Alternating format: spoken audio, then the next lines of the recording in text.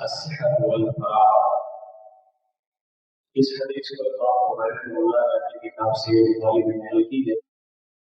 حدیث کے راوی عبداللہ بن عباس رضی اللہ عنہ نے یہ وہ صحابی ہے جس کے بارے میں صلی اللہ علیہ وسلم سے دعا کی کہ اللہ تعالیٰ نے عباس رضی اللہ عنہ کو اس طرح کا فرماؤ. اس کی تفسیر میں بہت ہی جلیل صحابی ہے جو اس حدیث کے راوی ہے. فرماتے ہیں کہ جب ہمارے مقبول فی عبادت الناس دو نعمتیں ایسے ہیں جن کے مطابق سب لوگ انسان میں خسارے میں مبتلا ہیں. وہ دو نعمتیں کیا ہیں؟ ایک صحت ہے دوسری برابر. اگر دیکھا جائے اللہ رب العزت کی بہت سارے انعامات اور احسانات ہیں. اس قدر نعمتیں اور احسانات ہیں کہ ہم اللہ کا شکر بجا دور کی بات ہے اس انعامات اور احسانات کو اندازہ بھی نہیں کر سکتے. لیکن یہ دو نعمتیں صحت اور فراغت.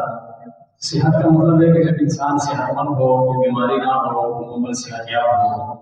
فراغت کا مطلب یہ ہے کہ جب انسان سے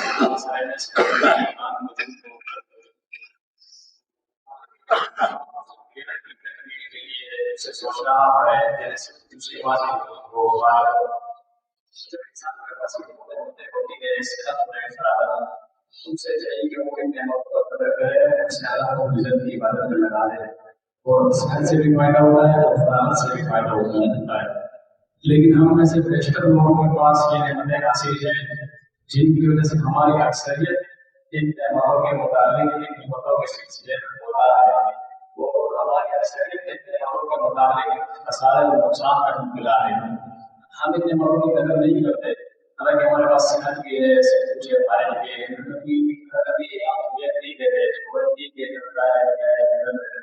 لیکن ہمیں نعمتوں کی قدر کرنا چاہیے. بسا ہوگا ہم ان نعمتوں کو ایسے کام میں لگا دیتے ہیں جن سے اللہ تعالیٰ ناراض ہوتے ہیں. ہمیں چاہیے کہ ہم ان نعمتوں کو اللہ کی ایک آپ میں لگا دیں اور اپنی وضاحت میں سے استعمال کریں. ان نعمتوں کی قدر کرنے کی ترتیب فرمائی ہے. وہ لمبی حدیث ہے جو نعمتوں کے متعلق یہ فرمایا کہ صحت قبل سقم کہ 5 آفتوں کو 5 بیماریوں سے پہلے غنیمت کیا ہے.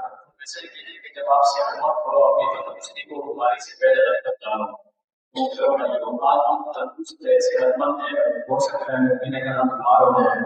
یہ بھی ہو سکتا ہے کہ بیماری وقتی کو عارضی ہو لیکن یہ بھی ممکن ہے کہ بیماری ضرورت پڑ جائے مستقل ہو جائے تو کبھی نہ ملے ہم سے حالت کی وجہ سے وہ ہو جائے.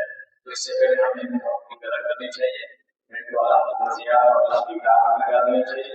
اللہ سے دعا ہے کہ صحیح استعمال کرنے کی توفیق دے.